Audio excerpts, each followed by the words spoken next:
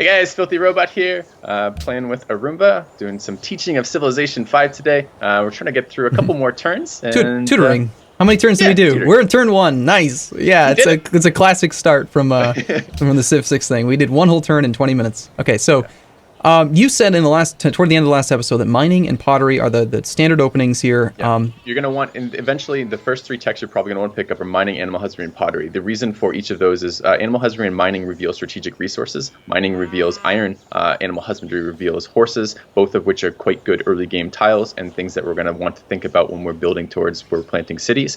And then pottery gives us access to the shrine, which is going to get us our pantheon. It really depends on the timing for what you're doing here.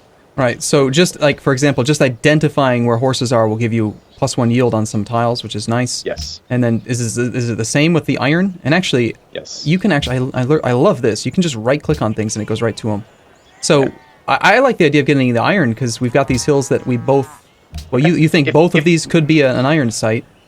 Yeah, well, they have the potential, yeah. Yeah, they could be, but we wouldn't work those, would we?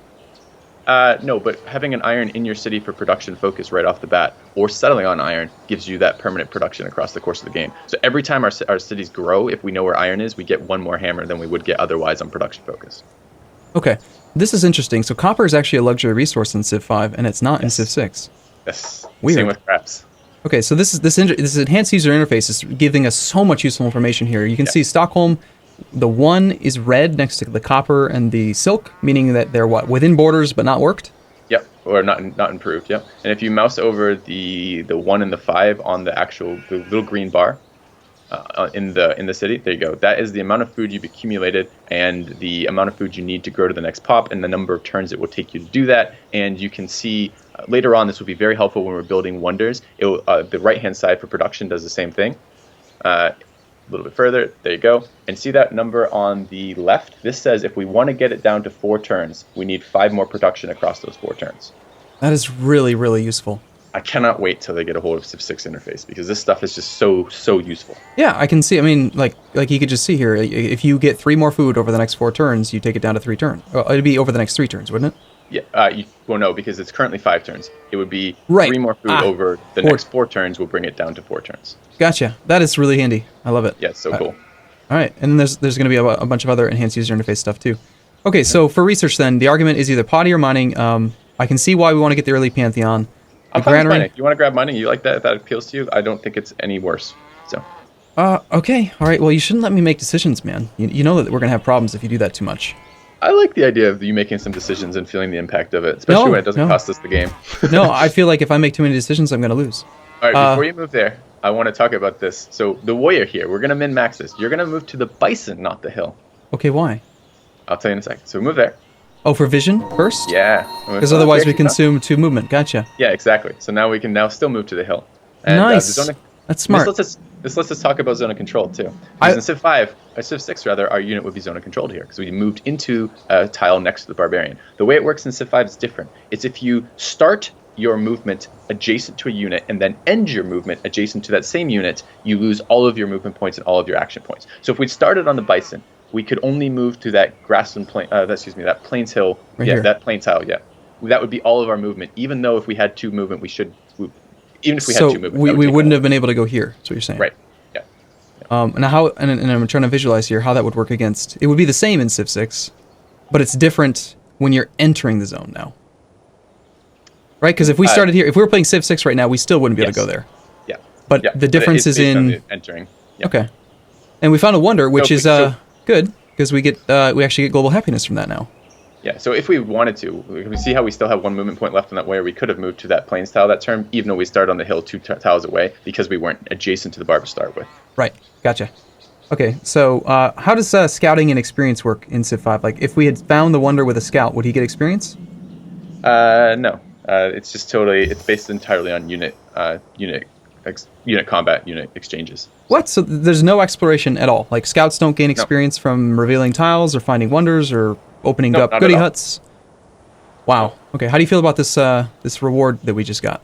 The Spearman upgrade? It's great in multiplayer. It's not so good in single player. The problem with the Spearman is the Spearman will be promoted to a pikeman, and the pikeman then, the next promotion for a pikeman is a lancer, and lancers are absolutely 100% useless. So really what we would have preferred is anything else.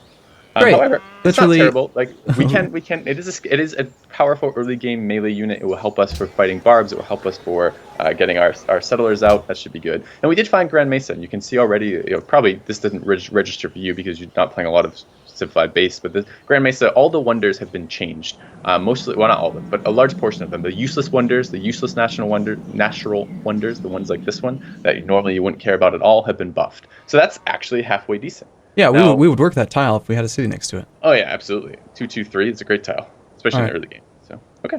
All right. Well, this is literally unplayable. Do you want to restart? Since we got this guy. No. You're telling me though that we're going to be able to beat Deity. There's how many Deity in this map? I'm fairly confident. There's 5.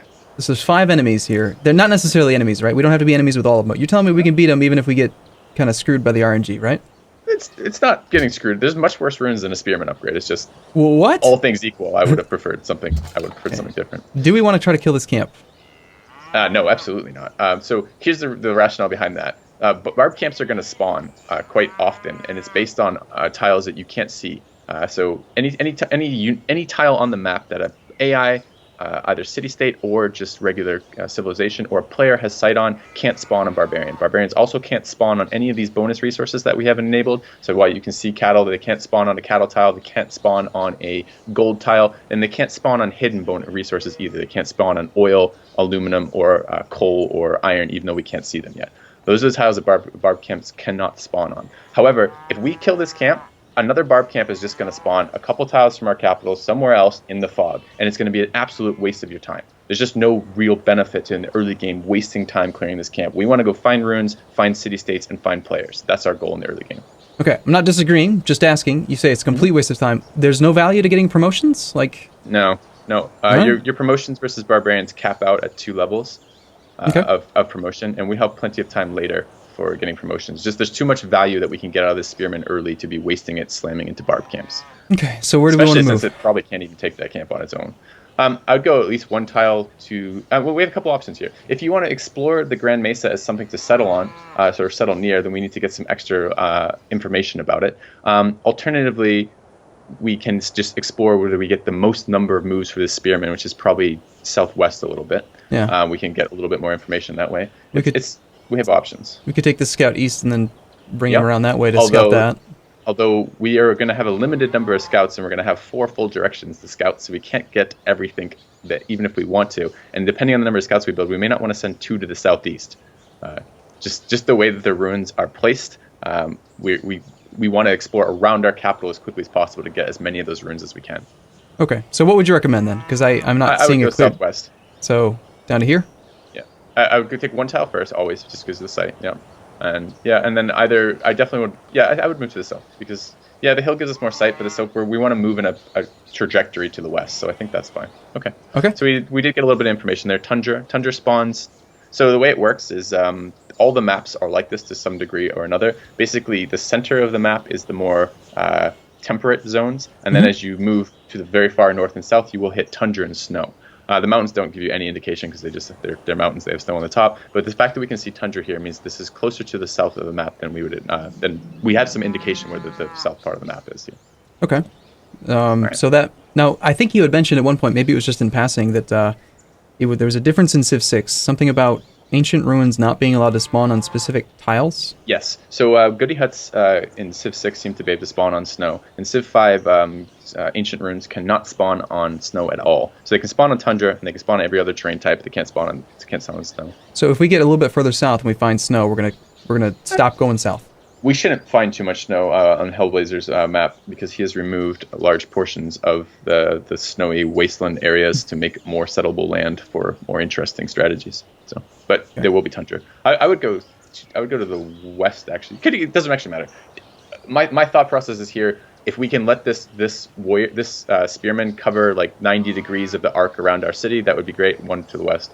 You can't see over grassland hills on a hill or the wooded hill. See how it's wooded hill? So if you're on a hill. A wooded hill will block the sight of the you get because basically you need a higher elevation to see over the trees. Is the way to look at it. So okay, I hear you. Makes sense. Okay. All right.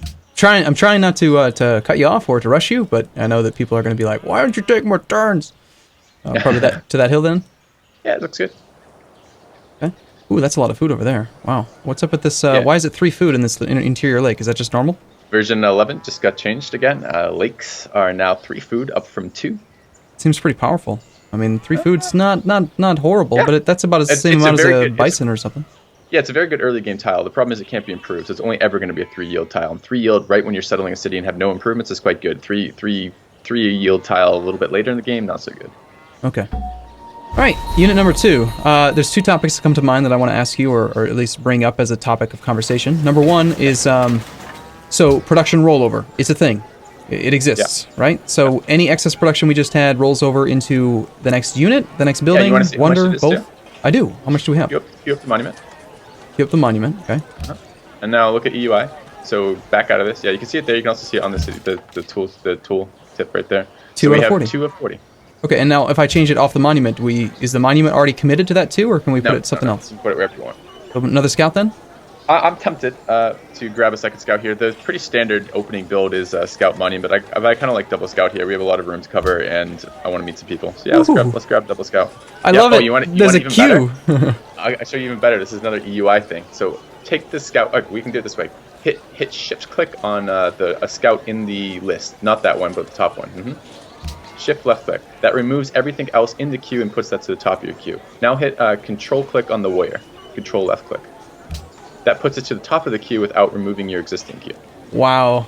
Isn't that amazing? Civ 6, please. Come on. I know, right? Why are we going backwards with the interface? So shift click to go to scout, control click to add it to the top. That is so cool. Or just left click to add it. The fact that we even have a queue, like where's the queue in Civ 6, right? Granted, we're complaining about features in a game that's not released yet, so it could be completely different from what actually comes out on the 21st. But, and I do want to adjust our tile yields in the cap now. Yeah, so we gained population, and you mentioned that this guy actually gave us 2 production and 2 gold on this turn. Yeah. And if it had grown to the sheep, it would have just given us 2 production only, because the food is the only yield that is not given to you on the turn it grows. So I like this tile. Do you? That's the best tile. Yeah, we don't have enough gold to purchase anything else, so that's where we're going to go now. Just slow our growth down a little bit. And I want to see our scouts fan out to cover the northeast and the northwest. And I don't really care which one you do first, but I want to see it land that way. I kind of like the idea of doing like a spiral, right? A spiral galaxy, like in a universe space game. So if this guy's here and he's to the southwest, then he's going to go like this, and this guy's going to go like this, down like that. Okay, sounds good to me. But if we're going to go with 3 scouts, we could actually make it like what would it be, 135 degree type angle? Like you could go here and then that way, and then so like I could go this way and that way. I like northeast with this scout, that kind of way. Yeah. Okay. So actually, I still have 2 topics in the back of my memory bank here to cover now, because I've added one. Number 1 is unit maintenance. So that's different, right? We talked about unit maintenance in the very end of our last recording session in Civ 6, and I actually was able to show you information that you weren't aware of, right? That you can actually see the unit maintenance in the Civilopedia. But in this, it's totally different, right? Expenses are every unit, apparently? Even civilians. Yeah, all civilians, yeah. Civilians are going to be actually a significant portion of your upkeep, because we're going to need a lot of workers. So how do you determine, like, where does this number, it's currently 0.5, why? And how does it grow? And I don't actually know. I mean, it's not linear, so like, just getting, if you get a lot of units, the upkeep is going to go faster than it would otherwise. And there seems to be cutoff numbers for that, although I don't know what the cutoff numbers are. We're going to ignore it because it isn't relevant. Okay. This is short and long of it. One other thing is that the mod pack allows us with infinite supply, so there's no unit cap. Yeah, unit cap was really dumb. It used to be pretty small based on because it limits strategies for no reasonable reason. Okay, yeah, you have a city, and yes, I can hear the argument already. I can already hear the comment section. But the city could only support so many units. Okay, but it's like realism at the cost of enjoyable gameplay. Right. One of the strategies that now is opened up by removing that is you can do OCC stuff. You can do a single city style thing that has a point of a military transition in the mid game to conquering more land that isn't capped off by just the artificial problem of your city can't support enough units, which is nice. So okay, that's River. Yeah. Okay, and then second question? The other one was okay. So we talked about movement. So Scots only have 2 movement, but they have this promotion here, ignores train cost. So we can cross the river. That consumes all movement, right? Not for a scout, but for everybody else it would. Okay, so should we go to this hill then, so we can see further? I'd take 1 tile northeast first, and then make a decision. And see over that forest, because it's... sure, although my suspicion is we're going to want the scout to go east, so I would, in this case, go east, yeah. So we're going to have another scout in 4 turns, so... Okay. Of course, all the keyword shortcuts are completely different now, so I've got to adjust to that. There is no easy way. Like you can't have. It could be done, I think, but when I tried messing with the keyboard shortcuts, number one, there's no option in the settings menu for keyboard shortcuts. Period. You have to look it up online to find out what they are. And to change them, you have to modify an XML file, which is annoying. So there's a lot of functionality in Civ 6. Period does that. By the way, unit needs orders. Period will cycle between the units. Right, but what I would want to have is what Civ 6 has, which is where you press a button, it cycles through all of the things that say you need something, whether it's science, production, whatever, and then if there's nothing left, that button will end your turn. Yeah, there's an option in that Civ 5. It's called auto end turn, and I really don't like it. No, I don't want to auto end turn. I want to be able to press a button to end the turn when, if we cycle through, right? We want to go here, right? Yeah, sure. So we'll go one, then one. Now this is what's here. I would want to make it so that but here's the thing: if you press enter while you have a unit with movement left, that ends your turn still. Right? Don't think so. Yeah, no, it does. I'm not crazy. It doesn't let you end your turn with movement remaining if you haven't issued a skip command on that unit. There's a force end turn button. Maybe it's a specific one of the two enters. Shift enter is force end turn in multiplayer, but it doesn't work in single player. Okay, well I guess. So we can try this turn. Yeah, move the scout one tile there. Let's see. I'm curious now because you've got me thinking. And leave that guy with one movement and go to the next guy. And move him over. Keep going west. Sure. Or do you want to try to loop him around, try to catch? So we have a couple options here. This is really rough terrain. You can see all the hills with the 2-tile yields right there, and see how Grassland Hills and Plains Hill, by the way, are exactly identical in Civ 5 but different in Civ 6. So these are both two production yield, even though one's a grass and one's horse. One plain rather. If we were on Civ 6, this would be what 1-1, and this would be. It would be 1-2 and 2-1. Oh wow! So they would have a lot more production then, a lot more food. Yeah. So there's probably a rune down there in the tundra area. We could go back for that if we don't think we're going to have very efficient scouting with the spearman, or we can try to get a little bit of sight to the west and north with him. I kind of like west and north personally. I would like to find a city-state and steal a worker. This way? Yeah. Hey. Nice room. Cool. Okay. All right. So we have turn. What if you hit enter right now? Okay, it doesn't work. What if I hit? Should I try shift enter or not? Sure. I don't think it works in. It does work in single player. So we lost one movement on scout, but we. All right. Goodbye. Yeah. There wasn't anything you wanted me to do with him, was there? No. Okay. Yeah, I do. I want you to sell him. I want you to sell him embassy. All right, so we're gonna go there towards that thing. So up here we can just click, find that guy. He's a pain in the ass neighbor too. We'll see. It's random AI, so it doesn't matter. So yeah. Yep, one per turn. Yep. I will say I figured this out on my own because they'll come to you and they'll say, hey, okay, accept embassy tells you where you share locations of your capital, right? That's what it does. And I was thinking when I was playing last night, trying this out on my own against Deity, I was like, well, I don't really give a shit where you live because you're just gonna kick my ass anyway. So I'm not gonna. I don't care. Yeah. Can I get any money? And they're like, sure. And I was like, okay, sweet. 1 gold per turn. We'll take it. There is a diplomatic boost to having embassy, but I don't think it's relevant compared to the gold. So the only thing we want to avoid with the scout is we don't want to come right where he came from because he's likely to have taken all the runes there. We want to get ahead of him in the scouting pattern if possible. So yeah, I think northeast more than east is going to be better for us here. How about we take that hill and go that way? One tile at a time though, so we get the most amount of sight. Yeah, to make decisions. Okay. Yep, makes sense. I see what you're saying. Picking up what you're throwing down. Good. Oh, wait, it's Shoshone. Yeah, super annoying neighbors. They steal all the tiles when they settle. That's their unique ability, right? Or one of their unique abilities. So, if he settles close to us, he'll take all of our tiles.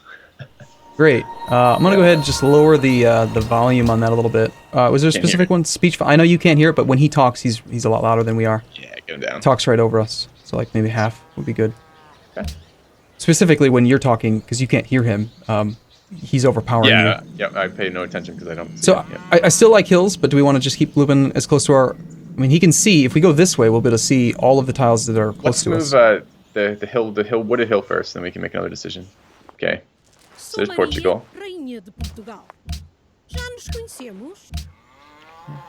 And she's come that way. I'd go northeast. There's her land. Okay. Can we steal her worker? Should we declare war on her? Is that suicide? I wouldn't. It's there's so you know Civ 6 there's no penalty for early warmongering. Not true in Civ 5. Oh, so that's bad. Then make them all kill us. Nice. We got iron. Yes, we could have settled on it, which would have been glorious. That would have been permanent 1+1. But look, we have 2 iron. There's another 6 node over there too. The Iron Hill over there. That's fantastic. Inside 3 tiles of our borders. So is it always 6? I know the horses seem to vary sometimes, but we have 6 iron, 6 iron. It's based on the tile it spawns on. So hill iron, it's always 6. Grassland, like flat iron, doesn't have to be 6. Okay. All right, but this is probably a good time to cut it. And, yeah, we'll do find out what's in the ruins next time. If we don't like it, we'll just restart over and over again until we get a good one. Yeah, perfect. Just kidding. Do that. See you soon.